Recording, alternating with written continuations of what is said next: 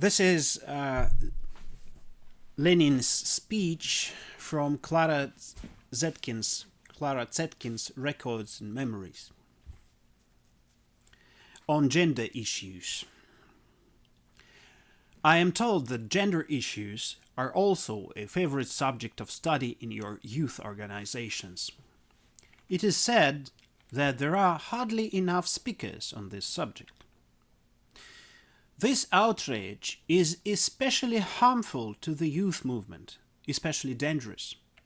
It can very easily contribute to the overexcitement and heating up of the sexual life of individuals and lead to the waste of health and strength of youth.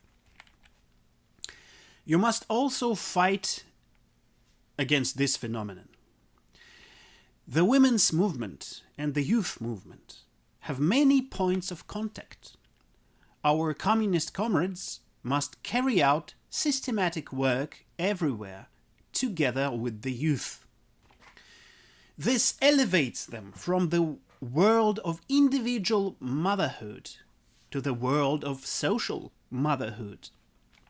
Every awakening of the social life and activity of women must be promoted so that they can overcome the narrowness of their bourgeois, individualistic, domestic and family psychology. But this is among other things. We too have a significant part of our youth diligently engaged in a, quote, revision of bourgeois understanding and morality, end quote, in matters of sex. And I must add, a significant part of our best, really promising youth. The case is, as you have just pointed out, in the atmosphere of the aftermath of the war and the revolution that has begun, the old ideological values are crumbling, losing their restraining power. New values crystallize slowly, with struggle. Views on the relationship of man to man, man to woman are revolutionized, and feelings and thoughts are revolutionized. New distinctions are made between the right of the individual and the right of the collective, and thus between the duties of an individual. It is a slow and often very painful process of disappearance and emergence. All this also applies to the field of sexual relations, marriage, the family, the decay, filth of bourgeois marriage, with its difficult dissolution, freedom for the husband and slavery for the wife, the vile falsity of sexual morality and relations, fill the best people with a feeling of deep disgust. The oppression of the bourgeois state's laws on marriage and family aggravates evil and exacerbates conflicts. It is the oppression of, quote, sacred private property, end quote. It sanctifies venality, baseness, filth. The conditional deception of, quote-unquote, decent bourgeois society completes the rest. People revolt against the prevailing abomination and perversion. And in this epoch, when powerful states are collapsing, when old relations of domination are breaking down, when the whole social world is beginning to perish, in this epoch, the feelings of the individual are rapidly changing. The spurring thirst for variety in pleasures easily acquires unrestrained force. The forms of marriage and sexual intercourse, in the bourgeois sense, are no longer satisfying. In the field of marriage and sexual relations, a revolution in harmony with the proletarian revolution is approaching. A revolution in harmony with the proletarian revolution is approaching. Understandably, the extremely tangled entanglement of questions raised by this is deeply preoccupying both women and young people. Both are particularly affected by the current disorder in the field of sexual relations. Young people are rebelling against it with the impetuously characteristic of their age. That's understandable. Nothing could be more false than to start preaching monastic asceticism and the sanctity of filthy bourgeois morality to the youth. But it is hardly a good thing that in these years questions of sex, intensely brought forward by natural causes, become central, or gender issues, become central in the psyche of youth. The consequences can be downright fatal.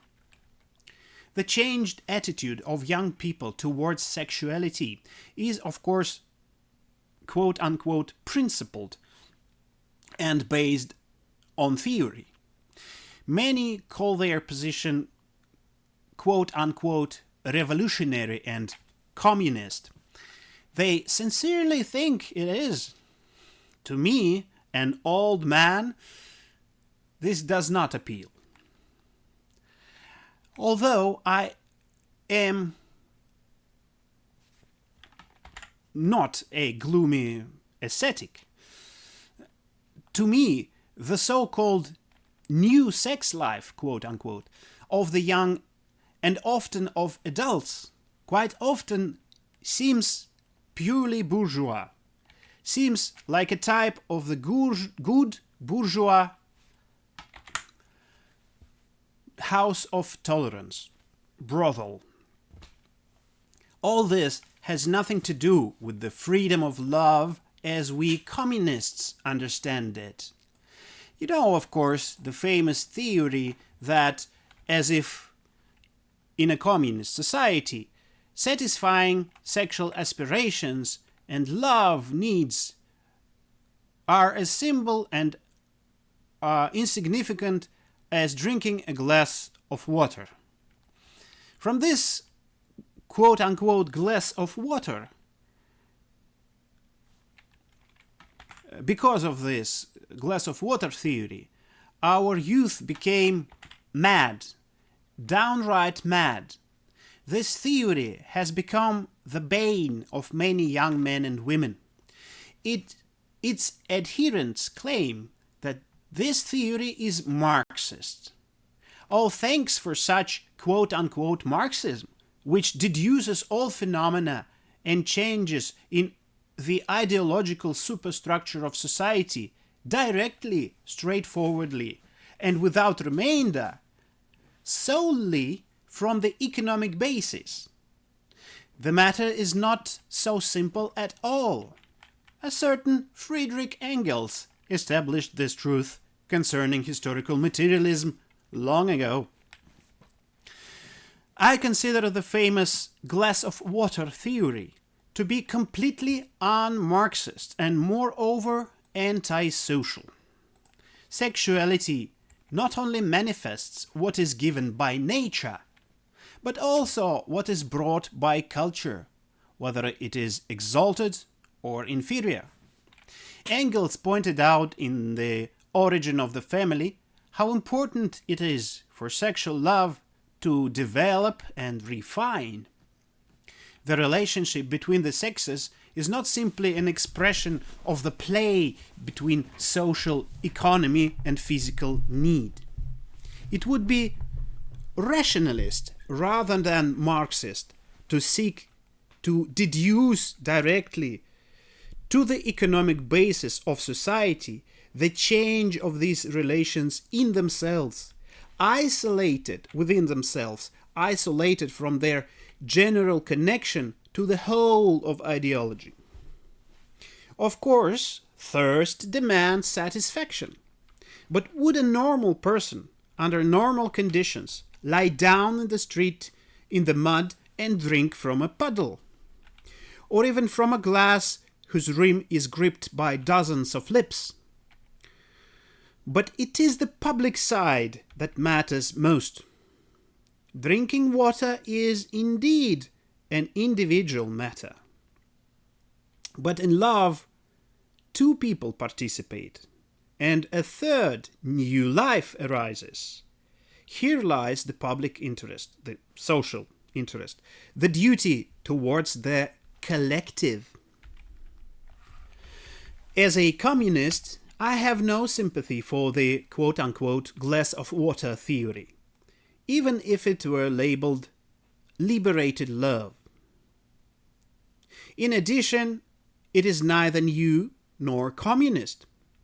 You may remember that this theory was preached in fine literature around the middle of the last century as quote-unquote emancipation of the heart.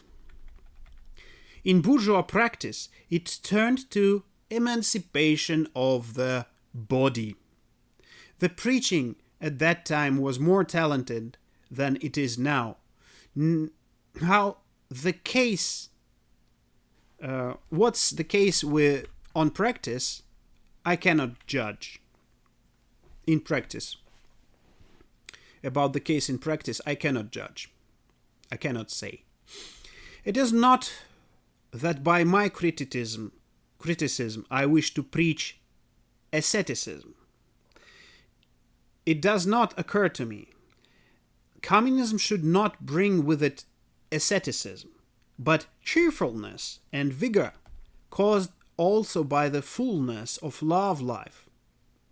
In my opinion, however, the excess of sexual life now often observed does not bring with it cheerfulness and vigor, but, on the contrary, diminishes them. At the time of the revolution, it is bad, quite bad.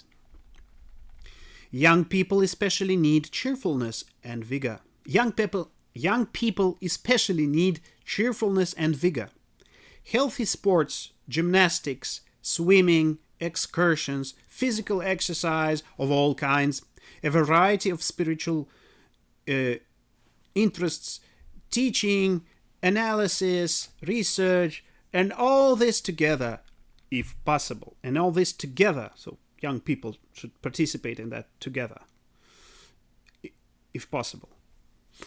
All this gives the youth more than eternal, more than just never-ending reports and discussions on sex and the so-called uses of life. In a healthy body, a healthy spirit. Not a monk, not a Don Juan, but not a German Philister, as something in between. You know, young comrade so-and-so, a fine, highly gifted young man. I'm afraid that in spite of everything, he'll never make it. He flits from one love story to another. He's not fit for political struggle or revolution. Nor will I vouch for the reliability and steadfastness in the struggle of those women whose personal romance is intertwined with politics, nor for the men who chase every skirt and let themselves be entangled with every young woman. No. Well, actually, he said wibe. No, that doesn't fit with the revolution. He said in the original something like wibey. Not offensive, but funny. Chiclet. Sort of. Dame. With every young dame. No, that doesn't fit with the revolution if men chase every young dame.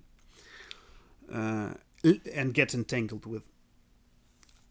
Lenin jumped up, slapped his hand on the table, and took a few steps across the room.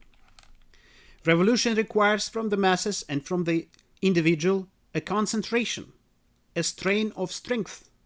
It does not tolerate orgiastic states, like those common to D'Annunzio's decadent heroes and heroines. It's an Italian author. Sexual intemperance is bourgeois. It is a sign of decay. The proletariat is a rising class. It does not need intoxication to stun or excite it itself. It needs neither the intoxication of sexual intemperance nor the intoxication of alcohol. It does not dare or want to forget the vileness, filth, and barbarity of capitalism. It draws its strongest impulses for struggle from the position of its class, or a young person, he or she they draw their strongest impulses for struggle from the position of their class, from the communist ideal. They need clarity, clarity and clarity again. Therefore, I repeat, there must be no weakness, no waste and destruction of strength. Self-control, self-discipline are not slavery. They are necessary in love. But forgive me, Klara, I have strayed far from the starting point of our conversation. Why didn't you call me to order? Anxiety made me talk. I care deeply about the future of our youth. They are part of the revolution. And if the harmful phenomena of bourgeois society begin to spread to the world of revolution, like the wide-spreading roots of some weeds, it is better to oppose it in advance. The questions raised also form part of the women's problem. Lenin spoke very animatedly and persuasively. I felt, that's Zetkin says that, I felt that every word he said came from deep within him. The expression on his face confirmed it. Sometimes a vigorous movement of his hand emphasized a thought. I was amazed that Lenin, along with the most important political questions, paid so much attention to single phenomena and analyzed them. And not only phenomena in Soviet Russia, but also in the capitalist states. As a great Marxist, he perceived the singular wherever and in whatever form it appeared, in its connection with the big, with the whole, assessing its significance for this whole. His will, his vital aim was directed entirely, unwaveringly, like an irresistible force of nature, towards the acceleration of the revolution as the cause of the masses. He evaluated everything in accordance with the influence it could have on the conscious fighting forces of the revolution, both national and international, because before his eyes, taking full account of the historically given peculiarities in the individual countries and the differences in the stages of their development, there always stood before him a single, indivisible world proletarian revolution. So that's Lenin's attitude to, gender issues, LGBT and stuff like that. Theory of glass of water, that you can basically fuck everyone you like whenever you like, etc. He said it's pretty harmful to revolution. So you can see why. Now look at the bourgeois society, what it promotes to us nowadays. It's basically everything against this, what Lenin said. And look at Northern Korea, the DPRK. They have this. There was this word decadent here in this text. So in DPRK, decadent stuff is in criminal code. It is forbidden, and if you bring decadent stuff to DPRK, you will have to go to lectures for a year, like this one, I guess. Or if you spread it, like pornography and stuff like that, or movies, Western movies with LGBT and pornography elements, gay movies, new genre nowadays, and stuff like that, which basically promote, the idea of fucking everyone you like, and as nothing bad. You will get 5 years of manual labor, healing manual labor. But of course, in the West, they present that as something really, really horrible, like a concentration camp where they murder you horribly with with their tanks and their guns in your head, zombie. No. So it's different. They try to heal that like that, to correct that.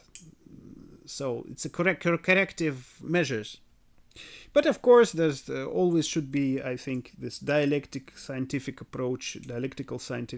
materialistic approach to the issues of sex, of gender, and stuff like that. There's often the problem of physique. I mean, like, people have got... Yeah, sorry, I gotta finish because my neighbor is partying again. It's weekend. It's the weekend. So anyways, so that's my thoughts and Lenin's thoughts and my thoughts on the issue, and it is pretty interesting. Okay, bye-bye.